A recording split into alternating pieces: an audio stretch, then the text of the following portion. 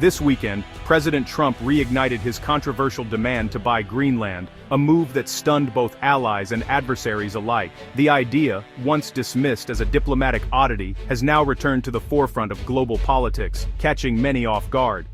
His renewed push has sparked a full-blown diplomatic crisis with Europe, as leaders across the continent scramble to respond to what they see as an unprecedented challenge to European sovereignty and unity. On January 17, 2026, Trump escalated tensions further by announcing sweeping new tariffs on 8 major European nations. He directly tied these economic penalties to his demand for Greenland's complete and total purchase, making it clear that this was no mere negotiation tactic, but a high-stakes ultimatum. The tariffs, which start at 10% and are set to rise to 25% by June, specifically target Denmark, the nation that governs Greenland and has repeatedly refused to sell the territory. But the impact doesn't stop there. Norway, Sweden, and France have also been singled out, with their economies now bracing for the fallout of this aggressive American policy.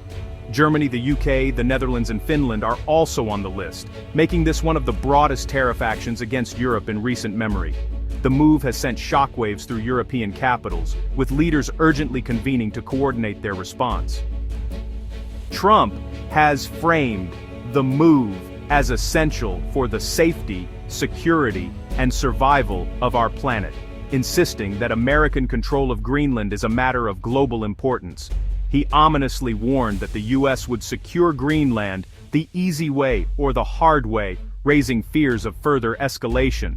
The world now watches with bated breath as this unprecedented gambit threatens to unite Europe in resistance, deepen divisions across the Atlantic, and plunge transatlantic relations into a period of uncertainty and turmoil. French President Emmanuel Macron stepped forward to lead Europe's response in a moment of high tension, determined to show that the continent would not be cowed by outside pressure. He called Trump's threats unacceptable, making it clear that Europe would not bow to intimidation or allow itself to be treated as a subordinate partner. Macron's message was resolute.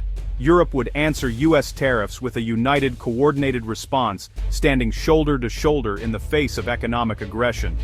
He refused to let Trump's tactics divide the continent, emphasizing the importance of European unity at this critical juncture. Macron framed the crisis as a defining test of European sovereignty and independence, urging leaders to stand firm in defense of their shared values. He rallied his fellow leaders, calling on them to protect not just their economic interests, but also the dignity and future of the European project itself. Macron's vision of a strategically autonomous Europe, one that can chart its own course and make its own decisions, now takes center stage in the debate. He urges the continent to build resilience, to prepare for a world where even traditional allies can act unpredictably, and to strengthen Europe's ability to act independently. The message from Paris is unmistakable. Europe will not negotiate away the sovereignty of its partners, nor will it accept being pressured into submission. Any attempt at economic blackmail, Macron warns, will be met with a firm, unified, and unwavering response from all European nations. As tensions rise, this marks the beginning of a new and perilous chapter in transatlantic relations, with Europe determined to defend its place on the world stage. Macron's defiance sparked a wave of solidarity across Europe. Sweden's prime minister declared, "We won't let ourselves be blackmailed," insisting Greenland's future is for Greenland and Denmark alone. UK Prime Minister Keir Starmer, despite Brexit, joined the condemnation, pledging to challenge the tariffs directly.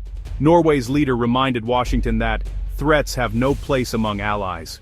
EU leaders issued a joint statement warning the tariffs would undermine transatlantic relations and risk a dangerous spiral. From Scandinavia to the UK, the rejection of Trump's tactics is universal, forging a stronger coalition. Europe's message, sovereignty, and self-determination are non-negotiable, and partnership cannot survive on threats. Trump's Greenland gambit has put the landmark EU-US trade deal on ice. The European Parliament has halted ratification, with leaders declaring no deal is possible under economic coercion. The new tariffs, layered atop existing ones, are seen as a step too far.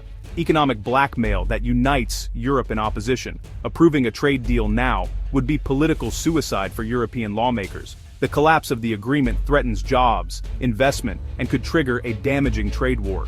Years of negotiation now hang in the balance, all for a demand Europe has flatly rejected. The loudest rejection comes from Greenland and Denmark's people. In Nuuk, Greenland's capital, thousands protested, chanting, "Greenland is not for sale," alongside their prime minister. Polls show 85% of Greenlanders oppose joining the US, seeing the demand as a threat to their culture and autonomy.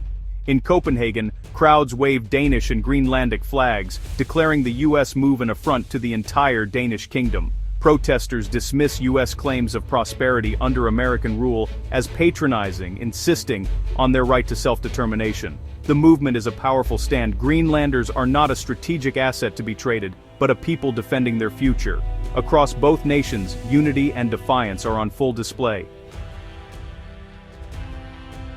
As rhetoric between Washington and European capitals escalates, Europe has taken the unprecedented step of sending small but highly visible military contingents to Greenland, an icy frontier that has suddenly become the center of global attention. This deployment is more than just a military maneuver. It's a symbolic show of unity and a pointed warning to Washington that Europe will not be sidelined in Arctic affairs. Analysts interpret Trump's sudden tariffs as a direct and forceful response to this European presence, viewing it as an attempt to reassert American dominance and pressure the EU into backing down. The crisis has quickly evolved into a high-stakes chess match, with each side making calculated moves and countermoves, aware that the world is watching.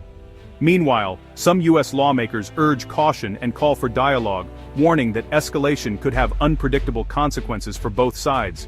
Yet, their voices are largely drowned out by the administration's aggressive stance, which continues to dominate the American response and shape public perception.